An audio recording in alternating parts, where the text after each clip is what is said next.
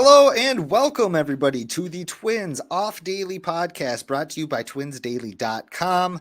I'm your host for today's episode, Sweet Lou Hennessy. How the heck are you, Twins territory? We are back again right before the winter meetings are about to start. We are recording this on Sunday night. I'm joined here with the two co-hosts of the show. Greg, let's start with you. What's going on, Gregory T. Masterson?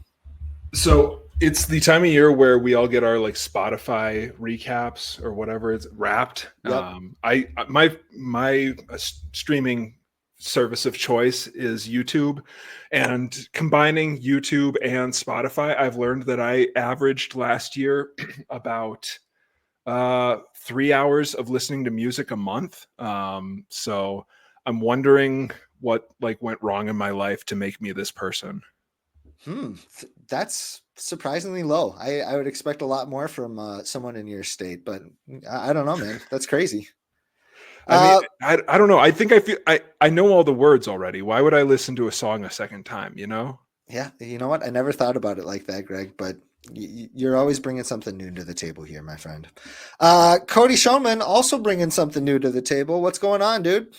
I'm actually going to repeat what I always say during these intros. The Vikings won again. They are 11-2, I believe now. Yep. We are also very pro Rams here. The Rams upset the Bills. They're 7-6, so looking good on that front. I don't know. I'm excited to see what happens with Sam Darnold, but again, this is a Twins podcast, so I will stop talking. Think Sam Darnold ever played baseball? Like, I feel like a lot of quarterbacks just like played a bunch of sports and were really great at everything. But he did. He did play baseball in high school. He's from California. He was like one of those like 3-star athletes who could have gone to college for like anything, but he chose football. Okay, well, wrong choice, but good job, Sam. That's thank you for leading us to this point. Okay, well, now that we got that through, let's talk about our walk-off question that we will try to answer at the end of today's episode. So like I said, we are recording this on Sunday night, and just about an hour ago, it was announced that Dave Parker, the Cobra, was going to be going into MLB's Hall of Fame next summer.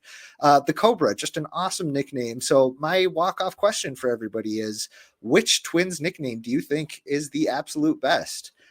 There's a lot of options throughout the years. There's a few that are on the club right now, but let's marinate on it a little bit, and we will revisit it at the end of today's episode. But let's jump right on into our big inning, which, like I mentioned before, MLB's winter meetings are coming up starting tomorrow. But I believe a lot of the hullabaloo is going to be happening Sunday night. Juan Soto might sign by the end of this sentence. Like, it's imminent. The stove is getting quite hot, and we want to talk about it. So let's actually start with this. Let's start with some of those big moves and just like some of our maybe quick predictions on where someone's going to go, and if that has any sort of shakeout that involves the Twins. Cody, do you want to start us off with anything? Where do you think some of these big dogs are going to sign? Juan Soto, Corbin Burns, Teoscar Hernandez, stuff like that. Any quick predictions for us? Yeah, so I can start off with Soto. I think this might be me more like, I don't know, wish casting than anything else, but I think he will go to the Mets simply because I don't want him to go to the Yankees. I would rather he be in the NL for the next, 15 years. So I'm kind of hoping he goes over there. I think, it's been reported pretty credibly that it's going to be over $700 million, which I think he does deserve. I see where that makes sense. If you're in a big bidding war with these two huge market teams, I get it. So, yeah, I mean, I think it's going to be the Mets 15 years, probably like 700 and 20 million, something like that. It's going to be insane. It's going to surpass Ohtani. Burns, I think I could see a return to Baltimore happening, honestly. I mean, they seem willing to spend. They just signed Tyler O'Neill. I mean, it was the classic 3-year deal with all the opt-outs. That's a Greg favorite. I can't believe the Twins didn't get in on that. I know. Yeah, he should have done it. I mean, Scott Boras didn't know it was an option, I'm sure. Yeah, I mean, also the Red Sox, too. I know that the Red Sox are really in the pitching market right now, so I could see Burns going there. I'm guessing he's going to get like a 7-year deal, probably around 30 million AAV, something like that. Yeah, so I mean, Teoscar, the Dodgers probably aren't going to happen, right? Do we know like what the word is on that with Teoscar? I mean, who knows from our perspective, of course.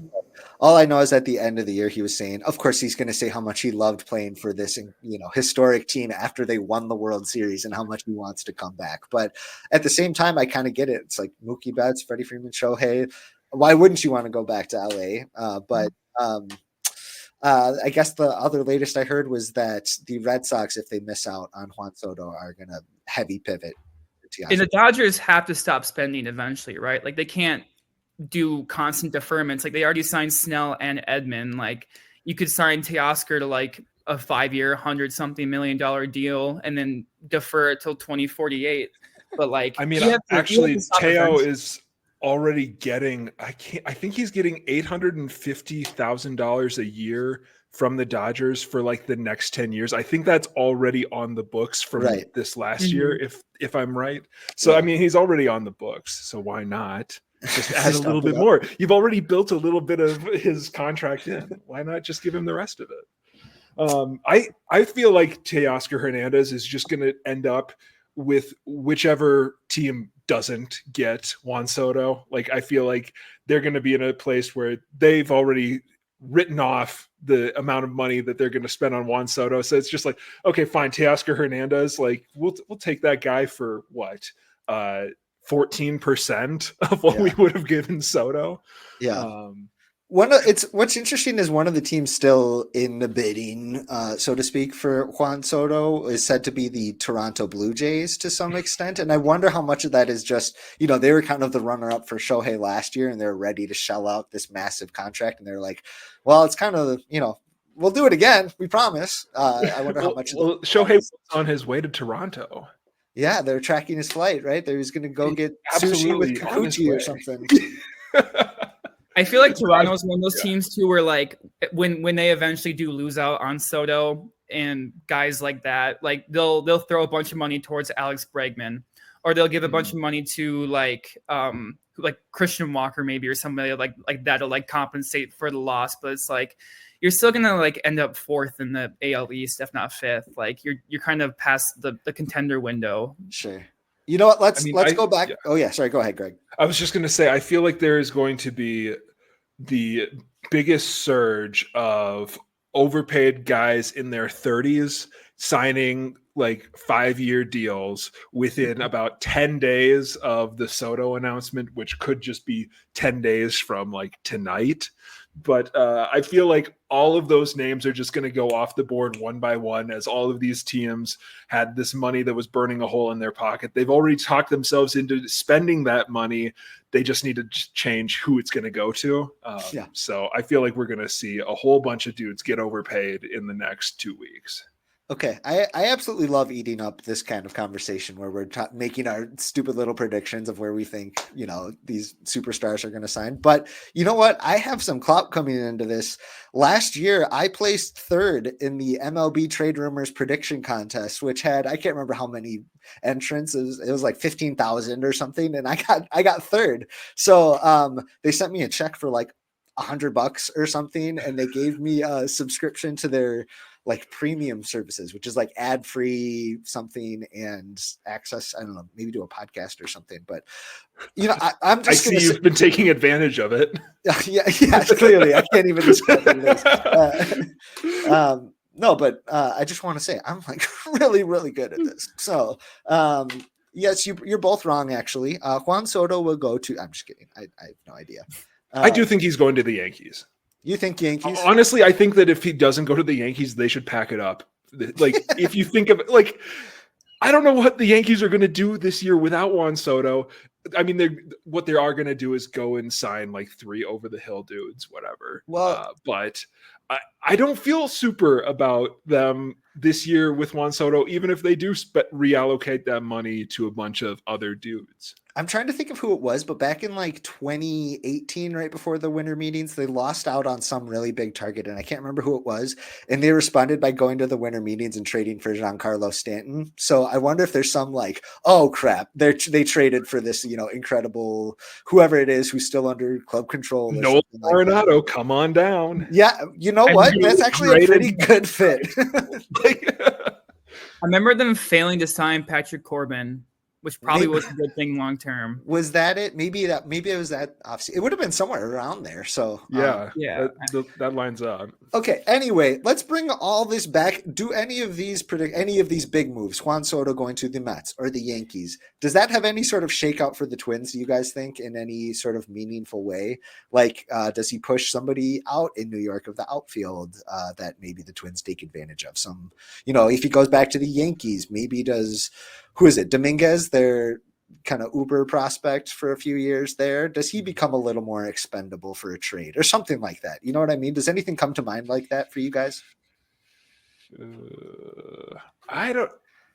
I mean, I think it'll spark a lot of moves that are going to spark a lot more moves. I don't think that there's going to be any direct fallout for the Twins, other than other pieces are going to start moving. Now that the Red Sox know that they're out, they're going to finally trade for maybe Christian Vasquez, maybe Chris Paddock. I don't know, maybe both.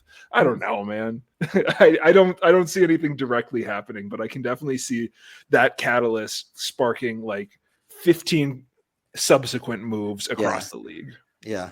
I mean, if I remember correctly, last year, like acquiring Manny Margot was a culmination of like the Dodgers doing stuff, right? Like they signed Ohtani, and then they signed Teoscar, and they signed Yamamoto, and then like he was part of the trade too with the Glasnow trade, and they were like, okay, well we can get his salary off the books and sign Enrique Hernandez. So like there's something like that, but like, I mean, if it happens tonight, I mean, like if the Twins had money, like somebody like Starling Marte could be attractive. Like say if he does go to the Mets, or even if he goes to the Yankees, like Trent Grisham, maybe he's like a fourth outfielder, could be something that could be attractive. But maybe, but like you need money, and you're not going to trade Chris Paddock tonight. You're not going to trade Christian Vasquez, I don't think, tonight. So as long as those moves don't happen first, then I don't see anything happening with the Twins. The Twins need to take action before they could go down one of those paths. Yeah. Just real quickly, I was very in, and maybe I still am in the camp of heavy trade Chris Paddock. But the more I look at it, like 1 year and what is it, $7.5 million? That is becoming so much more palatable compared to some of these deals that are flying around in the offseason right now. But I think I'm probably still in move on just based on some of the younger options that are coming up. But okay. For a normal team, that 7.5 is fine. But when you need to scrape like $10 million off your payroll before you can do anything, that 7.5 isn't so fun. Yep, that's a very good point. Okay, so any quick predictions on if the Twins will do anything at the winter meetings here? The easy answer is no. Like right now, it just feels all quiet on the Western Front, right? I don't know. I have a fleeting suspicion that they are going to trade somebody during like the winter meetings or the next few days after. I don't think it's going to be a big deal, but I feel like they've been too quiet for too long. They have to do something silly. Yeah, the silly timer has run up. You hear us? They could trade Vasquez, Paddock, or Willie Castro, the three names you're gonna trade. But like otherwise, they're not gonna acquire anybody substantial. Right. I mean, none of those guys are good enough to net anything that's like substantial. Maybe Castro, but like you're not really gonna get anything impact wise at the winter meetings. So just really, it's either trade away a player or nothing in my mind. And that's pretty status quo for the Twins, right? Like I feel like pretty rare that we hear about the Twins doing stuff during the winter meetings. Was the Mookie Betts trade? That wasn't during the winter meetings, was it? Because I know they weren't technically involved with that, but they were rumored to, with Bruce. No, they were technically involved with that. Poor Brusdar Graterol was like in limbo for like 5 days. And then after the original 3-team trade fell through, then they just were like, you know what? You've already thought you were going to LA. Sure. We'll send you to LA anyway. Don't unpack. We'll send you out. I remember that happened in like February, but I could be way off. Yeah, that might be right. It was January. It was January 2020. Yeah. Well, like I said, it just usually the Twins aren't super big players in the wait. January 2020. That was I was thinking that's when COVID happened. That was March. Never mind. My bad. No, it was shortly before. Yeah. Anyway, Sorry, we had blocked that out of our memories. Actually, great. Now we've been demonetized, Cody. Really? Oh, that's okay. All of We the weren't ad making revenue we're something. making off of that, it's been shut down. unbelievable. But I have mouths to feed, Cody. Okay, we can't be demonetizing these videos for us. Before we do any more of that, let's move into the next game here, which is called Talk Me Into. And I'm going to ask each of Cody and Greg here to talk me into a given hypothetical. They have to, whether they agree with it or not, they have to kind of argue for this for the Twins. So let's start out with Greg. Greg, talk me into moving Royce Lewis to second base on a permanent basis. 2 words: noodle arm. I don't know. Like Royce Lewis, I have long thought profiles best as a second baseman. Obviously, he's getting slower and slower by the day, but I've never really been very impressed with his arm really at any point. It's always been the tool that's graded out lowest. And I think that even some people who grade it out low are a little bit, I guess, overestimating it.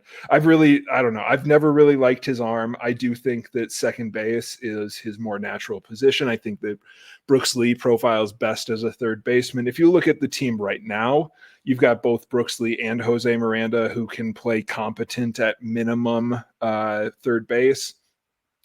I will say that, they have probably a few more people in like the high minors who are more like better profile at second base. So you're talking about like Luke Keeschel or Edward Julien, or even if you're talking about like more role players like Austin Martin is going to play second base.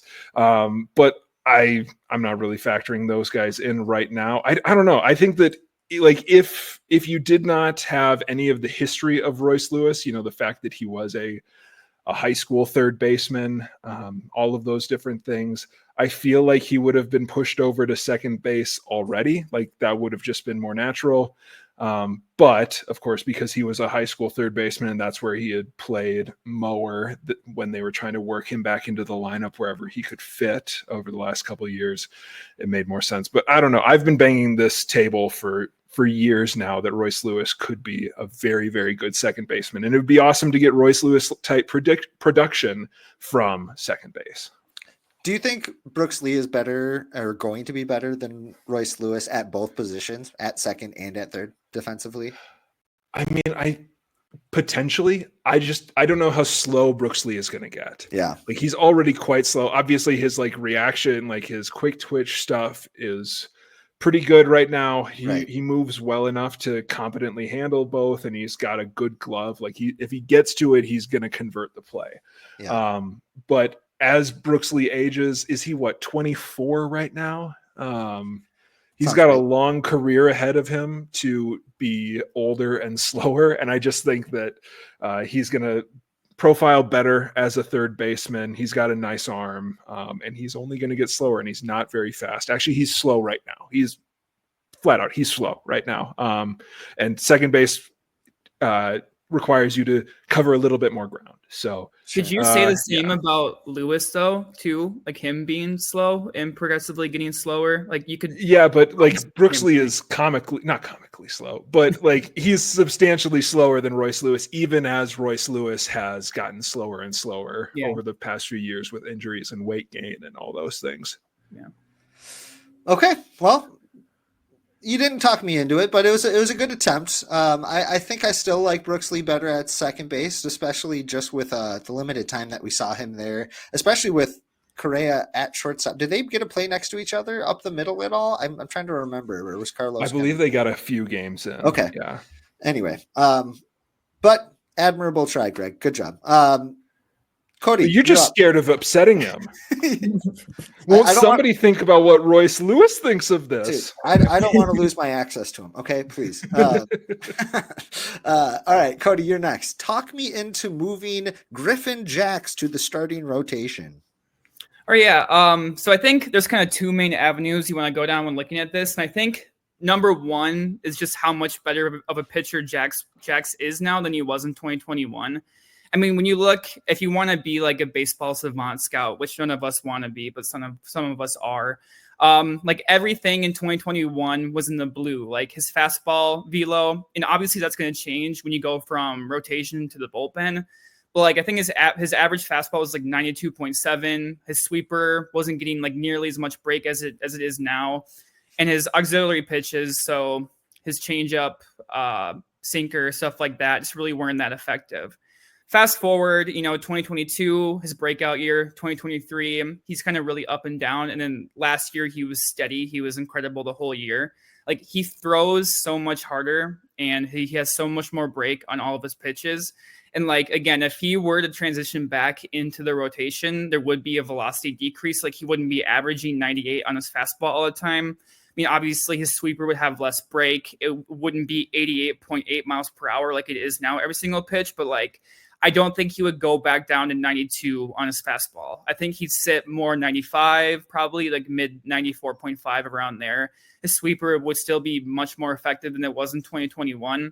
So I think when you look at Jax and how he's progressed as a pitcher, there's reason to believe like he could be a rotation arm that's as good, not immediately, but could become as good as like even Ober or Ryan, I think personally. Number two, I think the Twins are in a very unique spot right now to where they could transition Jax into the rotation simply because of their salary restrictions. You could argue that the Twins do need a frontline starter.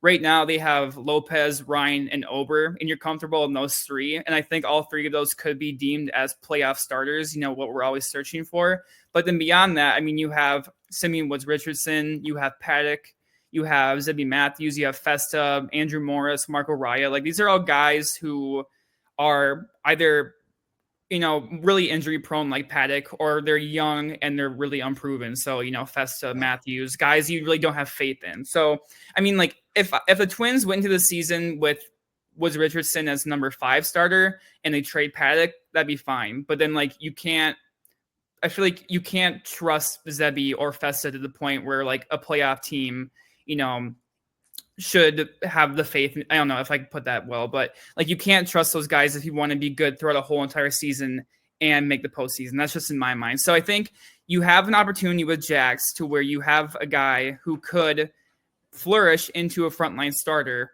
as soon as this year. And he's already has proven, resume in Major League Baseball. It is in a much smaller role. It's in 1 inning spurts where he can, have his best stuff out there. But I think if you gave him the chance, and he went to Driveline again this winter, and, I'm sure he's already been there, but I really think he has the opportunity to be a much better version of the starting pitcher he was in 2021 if the Twins were to give him another chance, really mostly due to increased velo and the fact that I just think he's a much better pitcher than he was back then. Are you worried about what it would do to the bullpen picture at all? I am, yeah, but I think it's worth it. I think the risk is worth it because say you take Jax out, then your closer is still Duran, but you need to kind of put more weight on guys like Brock Stewart, Jorge Alcala, Louis Varland can slot into his role. Justin Topa needs to actually be healthy. Ronnie Henriquez, guys like that. I mean, I think the Twins do have Cole Sands. Cole Sands, my bad. Yep. The Twins do have adequate bullpen depth, and I think they are in a spot like you don't want to lose an elite arm like that. Like nobody wants to, but if you're talking about a bullpen, if you weigh it like you have a really good number 3 starter or you have an elite bullpen arm, I would take the really good number 3 starter 10 times out of 10.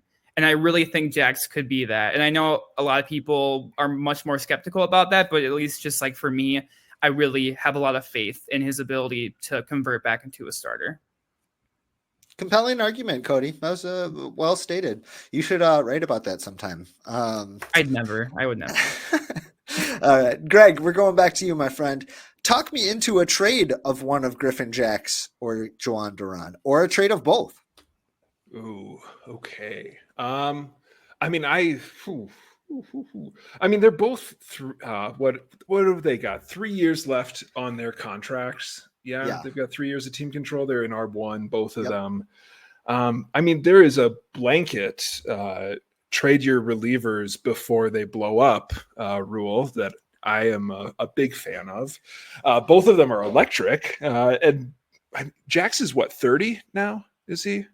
Is he 30 Yes, he is yet? 30. I can't Yeah, confirm. and Duran is younger, obviously, but he Right. also has a little bit more of a volatile arm because he's pumping, in the triple digit range quite often.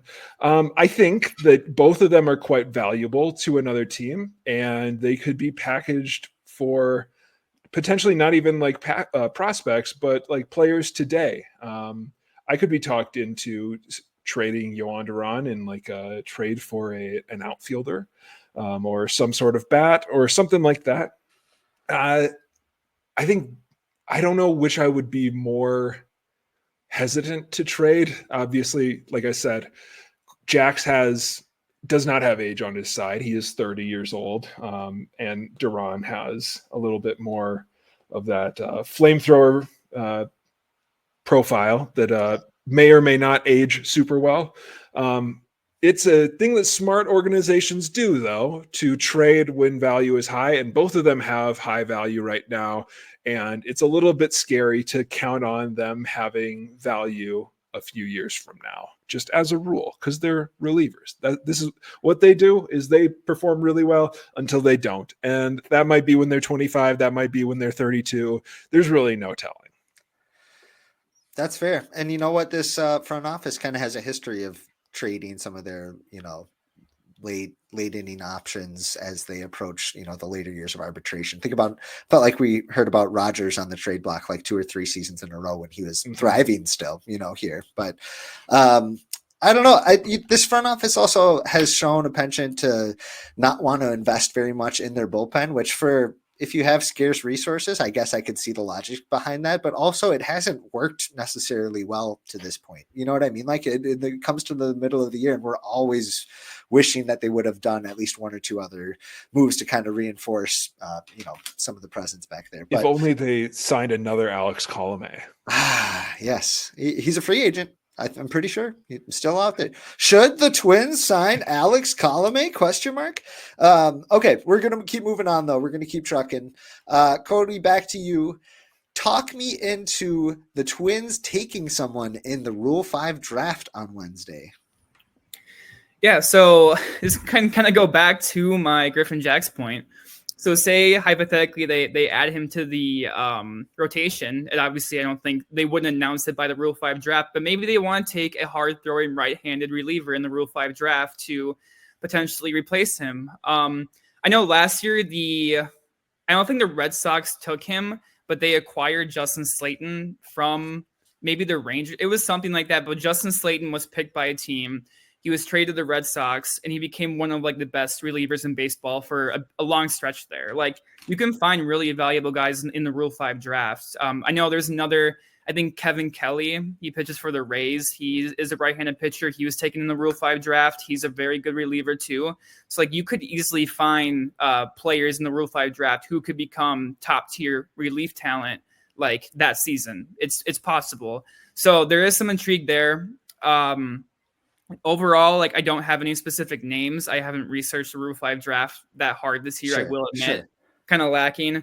But I think maybe investing in a right-handed or even a left-handed relief arm. I mean, if you're not comfortable with Cody Funderburk and Giovanni Moran and Brent Hedrick, you could maybe take somebody there and have them be the de facto 8th reliever and only left-handed reliever in the bullpen.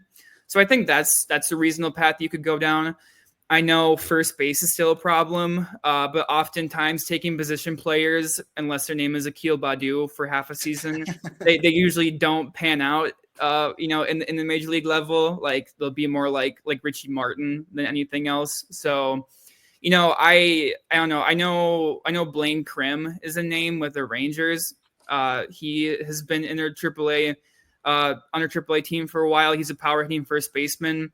But, if you were to take him and bring him to the team, he'd probably hit like 180 during April, and then you send him back to Texas. I mean, he's basically like Tyler White. But, I mean, like there's people like that who are intriguing.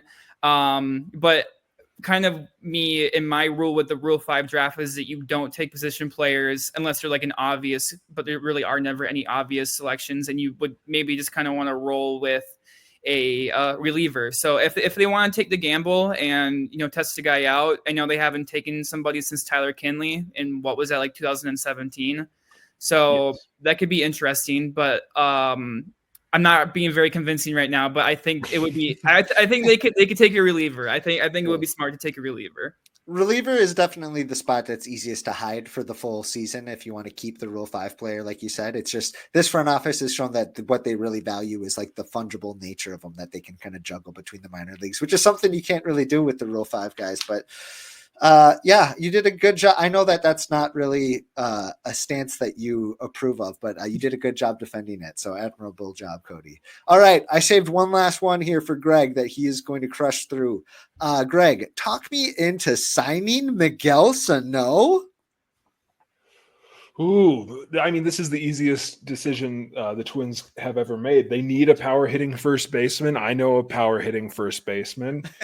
They need, a middle of the order bat. I know a middle of the order bat. They love signing an old friend. Always great to have a reunion tour. They've struggled with hitting left-handed pitching potentially, and Miguel Sano is better against lefties because he's a righty. Please don't look that up, but I'm sure it's right. He was the next Miguel Cabrera, and so we were promised, and we've been backstabbed, and so I think it's time to give Miguel Angel Sano another chance, just like MLB did after they did some snooping around about his what's it called? Birth certificate. Yes. Well, they made a movie about it, that's what we were promised, this big movie star. And you know what? It's time for him to come back. He would probably play for free just because he owes it to the fans of Minnesota, right? We are owed a Miguel Cabrera. And so it's time for Miguel Sano to come and be who he was meant to be. He's only 31. Hey, there's still time. The Twins owe it to us. We gave them a stadium. They promised us a couple of stars in Buxton and Sano. We deserve it. Greg, guys, can I quickly ask you, how old do you think Delman Young is right now? I bet he's like 35. 42. He's 39.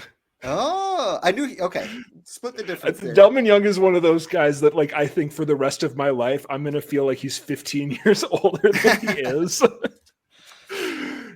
Delman Young is like 7 years younger than Nelson Cruz. That's pretty. He's the same age as Carlos Santana. Yeah. Should the Twins sign Delman Young? Yeah. Question mark. Okay, Greg, you did a good job of convincing of Miguel Sano. No notes. I think they have to do it. He's in the best shape of his life. It's an easy call. But let's move on over to our next segment, which he can play right field too. Don't forget, he can play right field. They've needed a platoon bat in right field. Miguel Sano can play right field. Can is doing a lot of heavy lifting in that sentence. He there's still would be- divots. He would be. I also think CHS Field needs more entertainment. Yeah. You know what? Actually, he would be a CHS Field legend. Mm-hmm. I'm not being fake or anything. Like I am fine with any and all minor league signings like that, non-roster invitee, as many as possible. Do whatever you got to do. Let's get them all in here. Anyway, let's boogie on over to our next segment here, which is everybody's favorite, is Gregory's Gripes.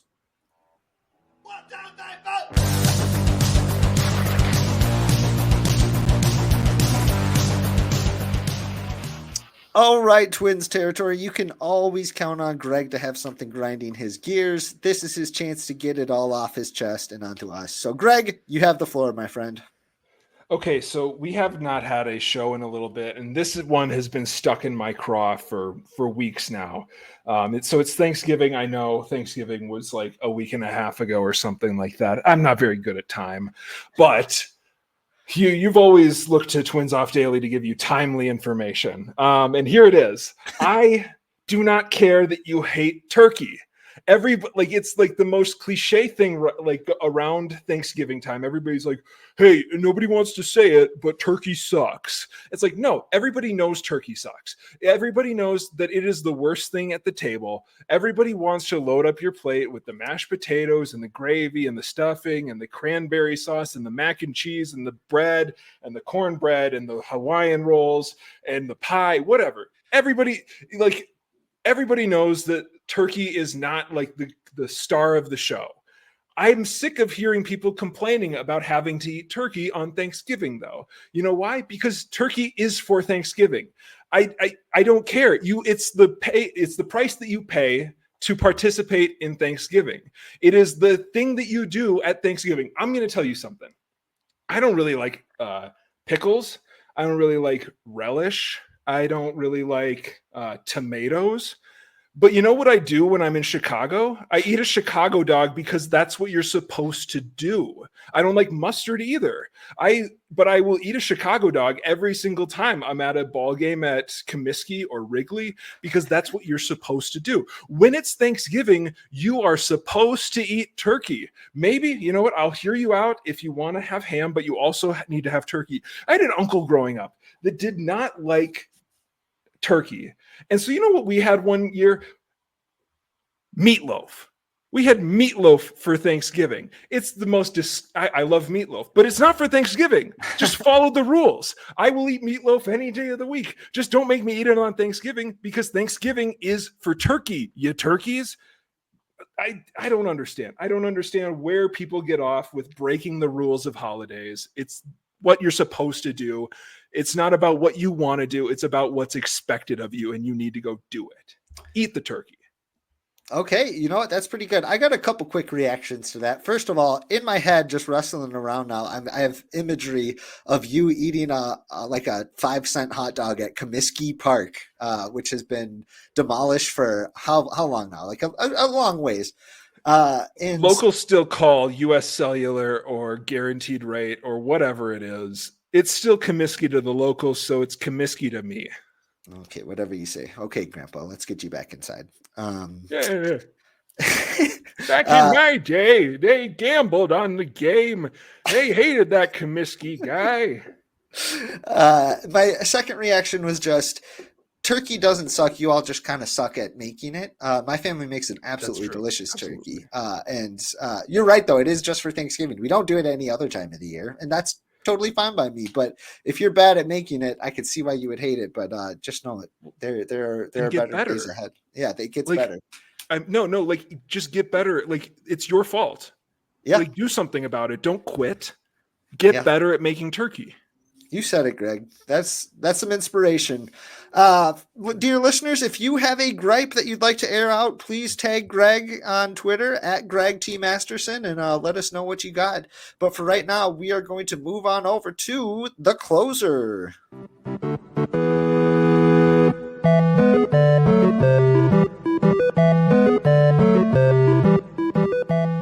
Well, we are moving on over to yet another Greg-centric segment here, and it is in another edition of Immaculate Greg. Wait, didn't we choose to do a blind lineup? We did. Yeah.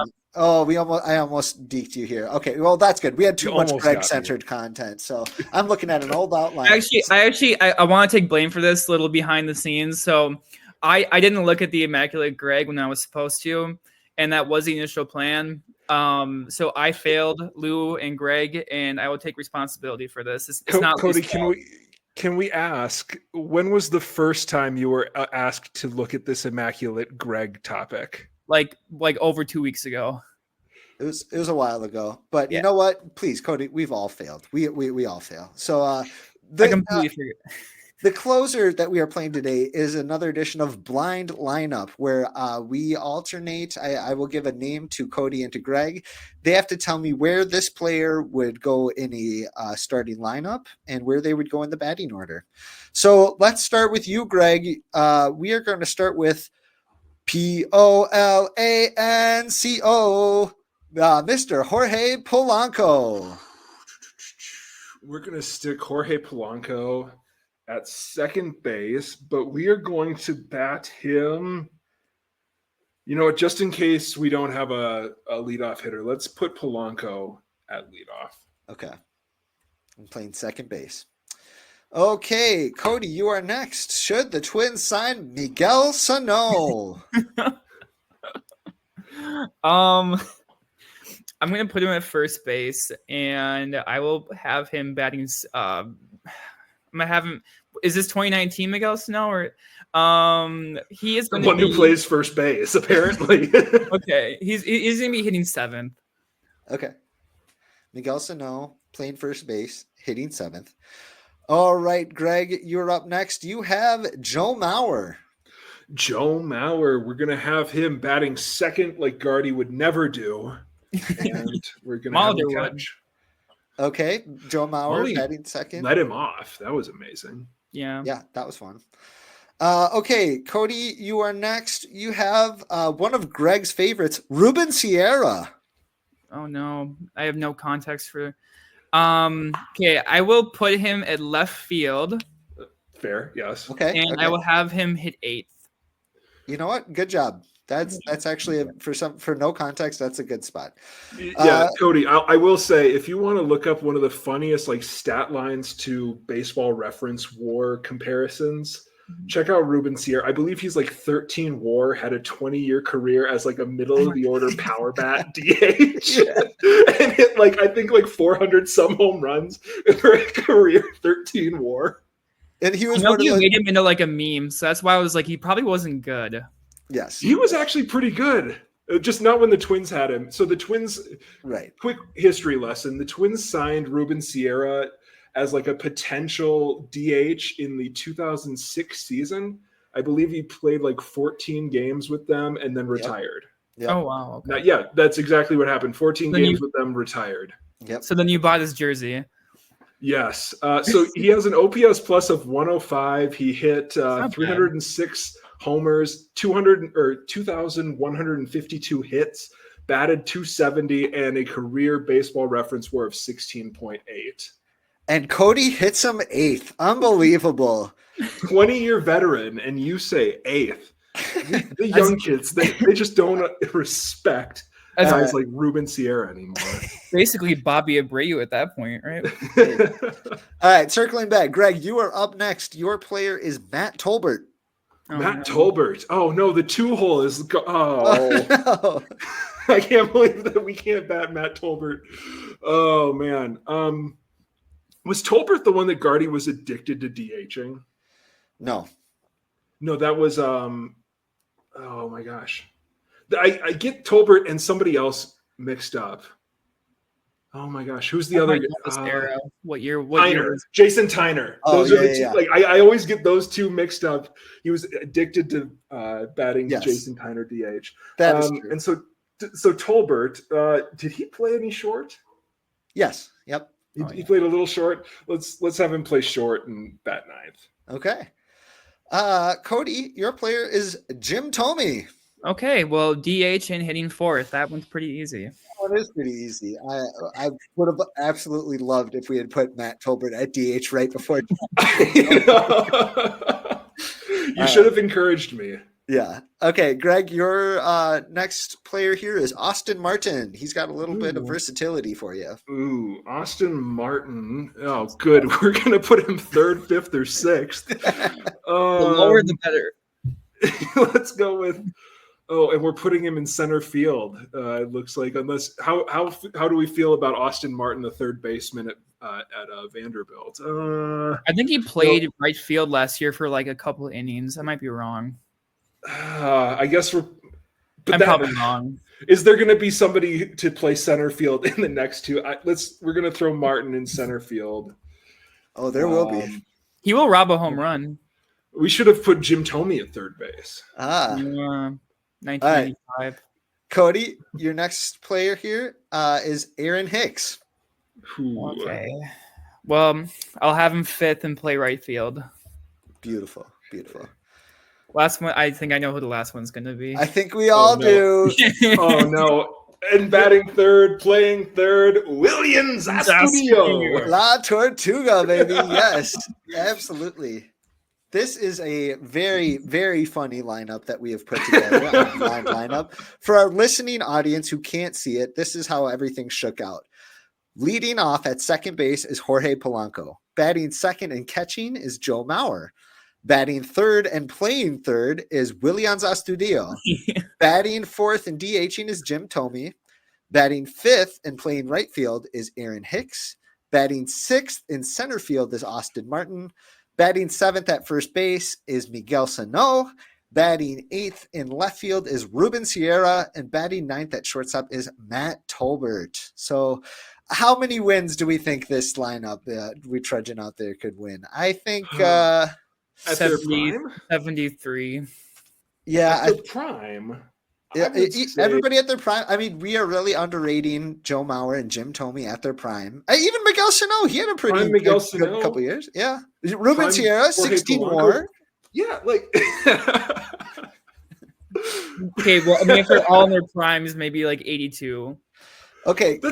Okay, Cody, you're being crazy. This team wins 90 plus in their What's the prime. rotation? What's the rotation? I mean, okay. Okay. Average rotation. I don't know, man. You don't Could play this that team- version. 86. Could this lineup beat the lineup from a few weeks ago that had Johan Santana playing center field? No. Probably not. Probably not. Cody, you're banned from playing this game. You don't even remember these people's primes. Yes, I do. I remember. Oh, yeah? Yeah, I remember Austin Martin's prime in Vanderbilt. There we go. I hope we have not seen Austin Martin's prime, but I have a fleeting suspicion we may have. Unfortunately. Okay, well, let's go on to our post-game high fives where we will talk about our walk-off question, which was which twin, current or in history, had the best nickname. This was after Dave Parker, the Cobra, is announced that they announced that he is going into the Hall of Fame this summer.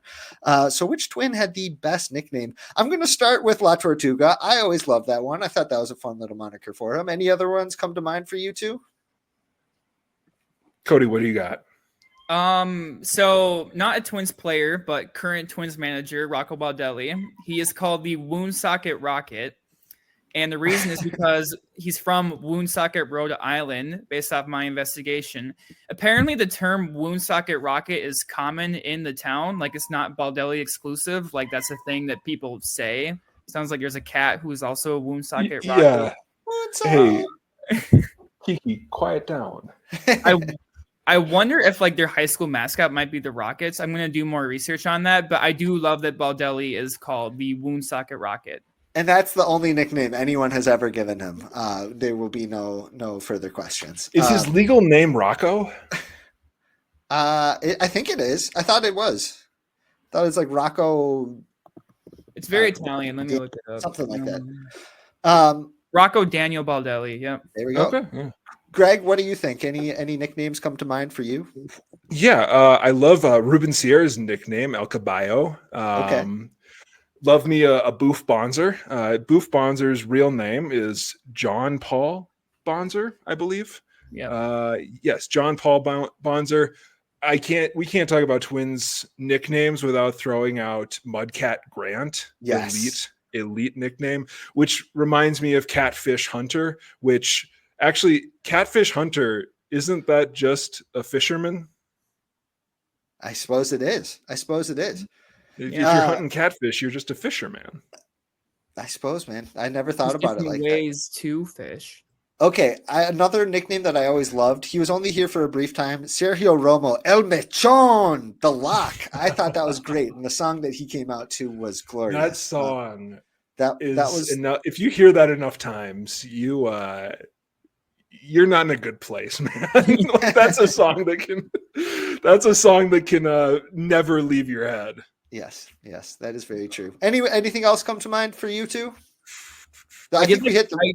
I did like Farm Dog. I thought that was a cool nickname. That's fun. Yeah, the Kyle Farmer. Good for him. Good for the Farm Dog out in Colorado now.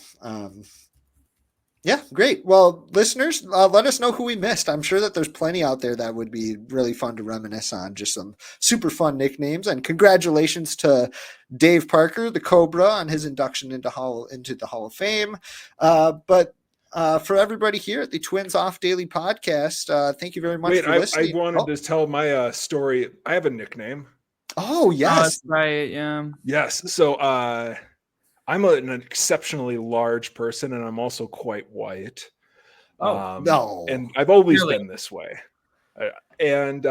So when I was growing up, some people used to call me Beluga because I was a small white whale. Oh. And Oh.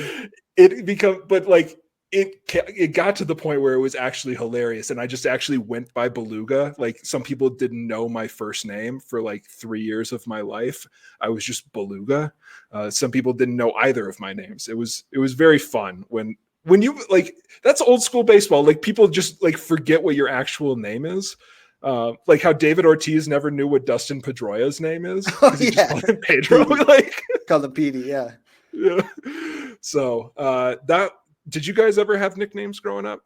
I was gonna my high school baseball coach would call me Shoe because he didn't know how to pronounce my last name, and I don't even know if he really knew my first name. So he would just like refer to me as Shoe, and then like the last name he would say Schumann, which is not right. But I was referred to as Shoe in my high school baseball team. So that's one, I guess. That's fun. When I was in Little League, like probably second, third grade, someplace, pretty young. I'm not sure the specifics of how we got there, but everybody on our team had to have a nickname. Like, it was first day of practice.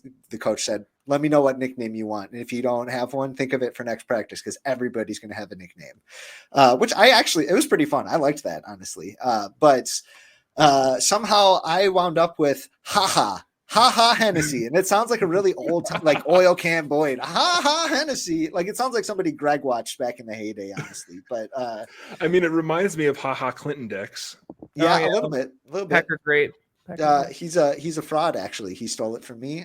He was also on the team, but his nickname was Champ. So congratulations, Champ.